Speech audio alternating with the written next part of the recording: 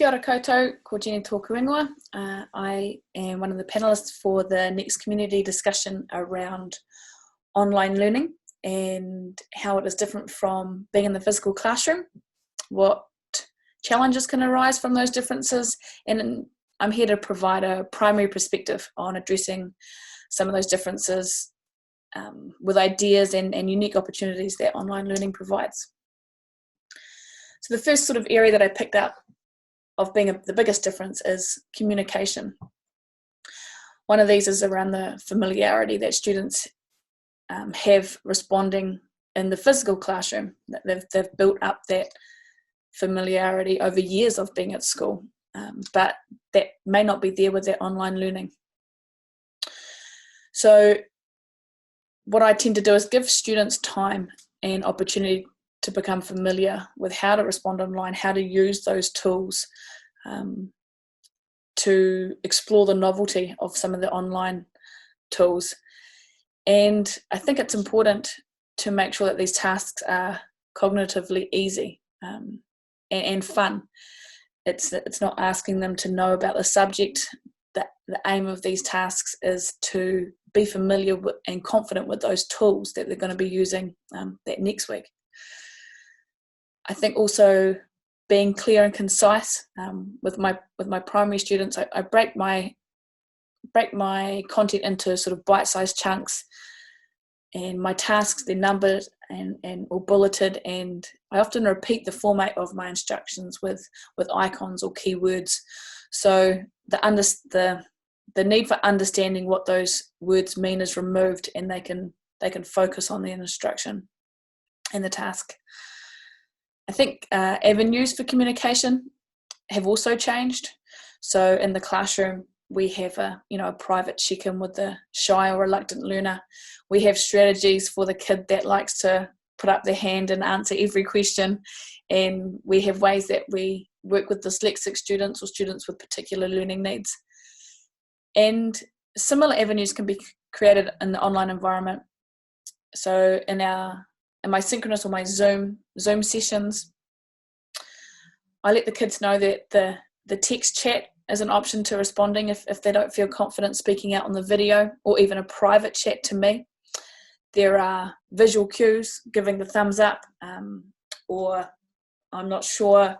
There are online polls that you can take advantage of. There are icons on Zoom that can indicate a student's understanding or needs.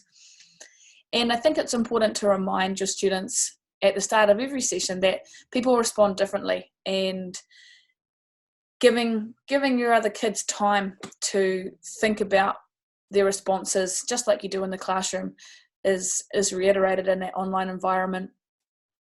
And you can take advantage of a private chat there. The kid that likes to answer first, they can still do that. They might just want to answer to you in the private chat.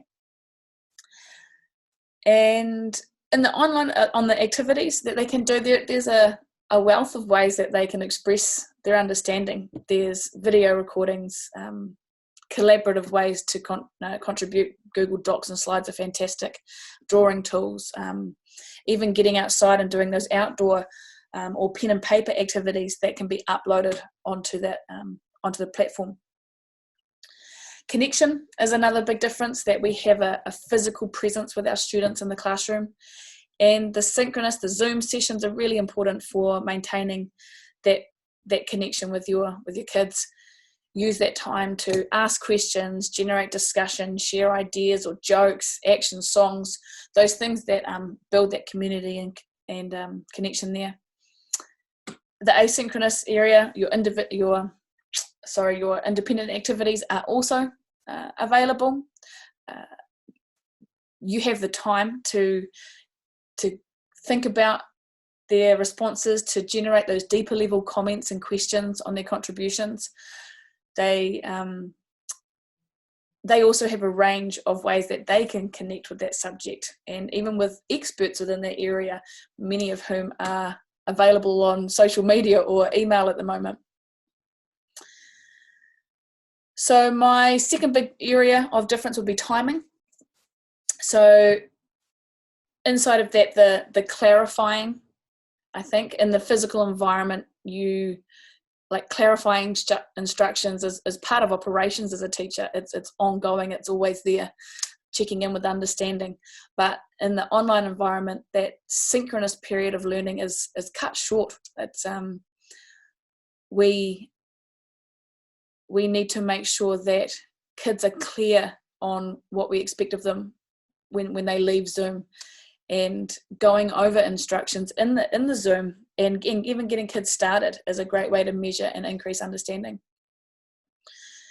In the asynchronous environment, it's kind of staggered. You have the initial setup of an activity with the teacher. You may explain it and get started in Zoom, but then the students attempt their task. They then need to ask clarification. The teacher needs to connect with that.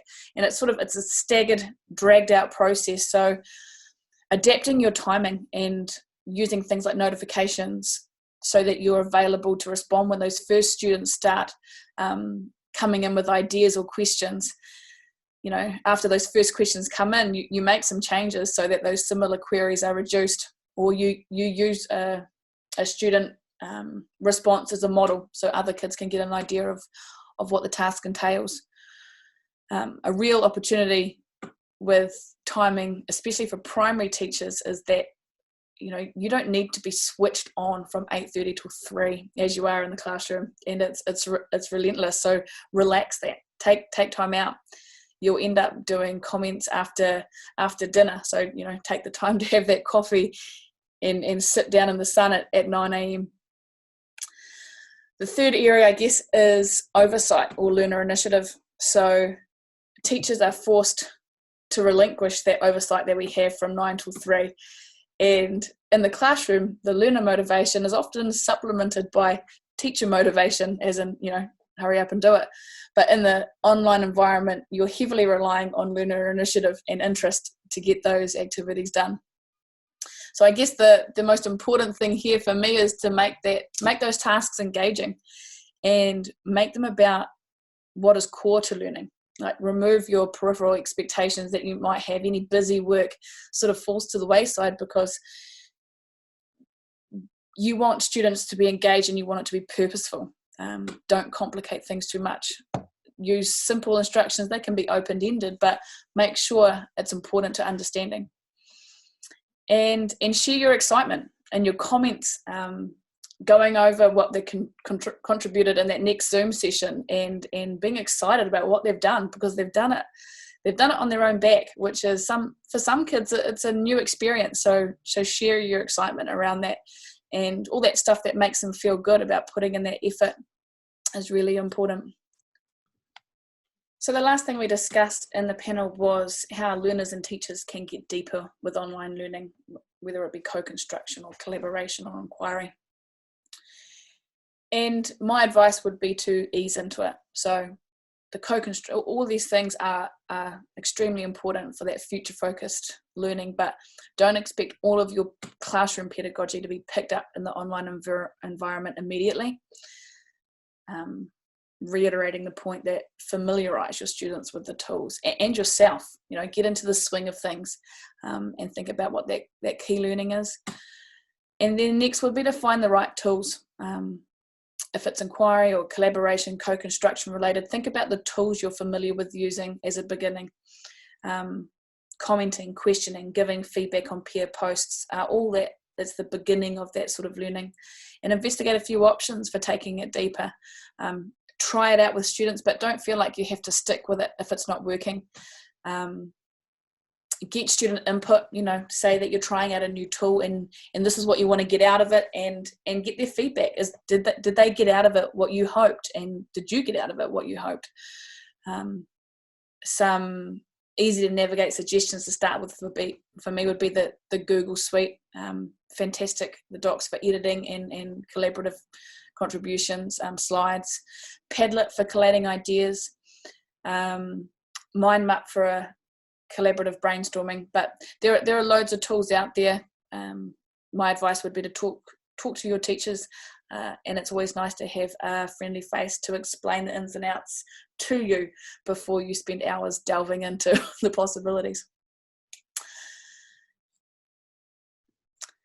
Okay, I will say ka kite and kia ora for letting me have the opportunity to share my perspectives. I hope that it brings you something helpful and useful, and we are all a part of Next Core Tuitui, which is our network of online learners, and so I will be there.